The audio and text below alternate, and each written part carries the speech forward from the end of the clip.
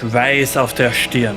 Im Rückspiegel blinken die LEDs vom Auto hinter dir. Du weißt, du schaust zu oft hin und gleichzeitig klebt dein Blick am Relativ. 3 Zehntel, 2 Zehntel, 1 Zehntel. Sticht er rein oder spart er nur Sprit im Windschatten? Und während du das denkst, bist du schon langsamer geworden. Nur merkst du es erst zu spät. Kennst du das?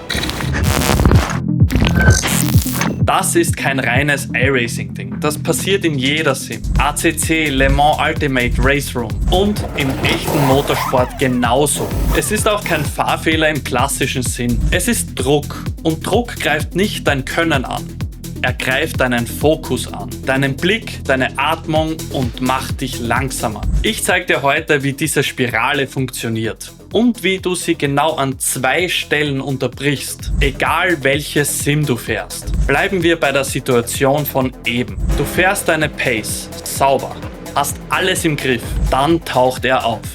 Gleiche Pace wie du, aber er ist der Jäger. Er sitzt in der bequemeren Rolle. Er kann den Windschatten nutzen, Sprit sparen, früher vom Gas und coasten. Oder er pusht mit dem Messer zwischen den Zähnen. Du weißt es nicht. Und genau das ist das Gift, diese Ungewissheit. Also fängst du an zu beobachten. Kurve für Kurve, auf den Geraden. Jedes Mal ein Blick aufs Relativ. Vielleicht flasht er dich noch mit dem Fernlicht an, um Druck zu machen. 2,3, nächste Runde 1,6. Dann 1,0. Verdammt, er ist im Windschatten. Und jetzt passiert, was fast keiner merkt. Dein Körper schaltet in den Stressmodus. Du atmest flacher, manchmal hältst du die Luft an. Dein Blick ist überall. Er wandert zwischen Spiegel und Delta, statt weit nach vorne auf die wichtigen Punkte. Und im Kopf kippt parallel was. Dein Fahren läuft normal komplett automatisch. Bremspunkt, Blick, Hände. Das alles macht dein Muscle Memory.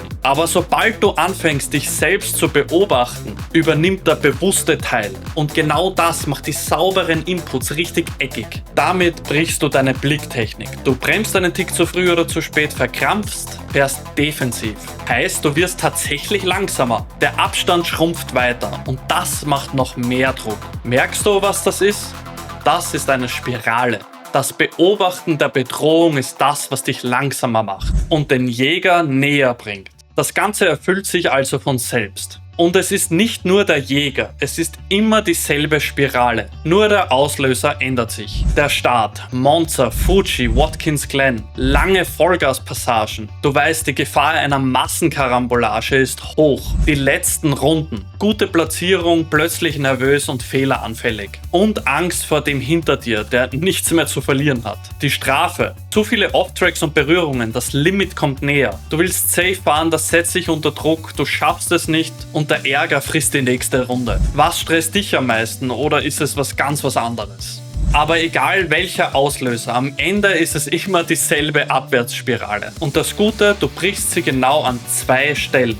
Deinem Körper und deiner Aufmerksamkeit. Atme bewusst und hörbar aus. Unter Stress hältst du die Luft vor allem in Kurven an oder atmest flacher. Zu wenig Frischluft und du denkst nicht mehr klar. Ein langes, hörbares Ausatmen fährt den Stress runter und red mit dir und gibt dir eine Anweisung. Nicht nur reiß dich zusammen, eher Blick weit nach vor, Bremspunkt sauber, tief atmen. Eine konkrete Sache, die du jetzt tust. Das holt den Kopf zurück von der Angst in die eigentliche Aufgabe. Und was mir persönlich gut hilft, ist kurz benennen, was los ist. Innerlich. Okay, ich bin gerade im Stress, der Puls ist oben. Also nicht wegschauen, sondern hinschauen. Bei mir nimmt das Ganze dem die Schärfe. Probier's aus, ob es bei dir auch so funktioniert. Und hör auf die Daten zu starren. Relativ, Spiegel, die Rundenzeit. In Stresssituationen für dich größtenteils unwichtig.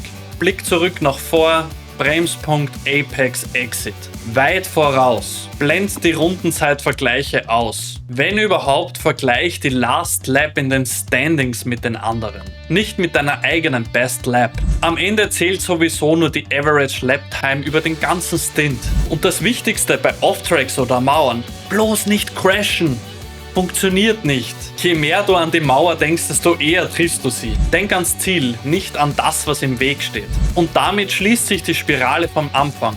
Der Jäger im Spiegel war nie das Problem. Das Problem war, dass du hingeschaut hast, statt nach vorne. Und ich kenne das selbst. Ohne diese ganzen Infos, die im echten Leben ein Renningenieur für den Fahrer übernimmt, werde ich sogar schneller. Je mehr ich wirklich im Fokus bin, desto schneller bin ich. Meine besten Stints, die, wo sogar meine Teamkollegen überrascht waren, weil ich plötzlich der Schnellste auf der ganzen Strecke war, die kamen genau so zustande. Nicht, weil ich mehr gepusht habe, sondern weil ich aufgehört habe, alle Daten zu analysieren und einfach gefahren bin. Und das ist der Punkt. Du nimmst den Druck nicht weg, indem du ihn bekämpfst. Du nimmst ihm den Nährboden und fährst dein bestes Rennen. Mich würde interessieren, was dich am meisten rausbringt. Der Jäger im Spiegel, der Start oder die letzten Runden? Schreib's in die Kommentare. Egal aus welcher Sim du kommst, ich lese alles. Wir sind Simracer und sitzen alle im gleichen Boot. Und wenn du wissen willst, welche Entscheidungen dein Rating wirklich bewegen, das Video dazu liegt da drüben. Sonst sauber bleiben, ankommen und wir sehen uns auf der Strecke.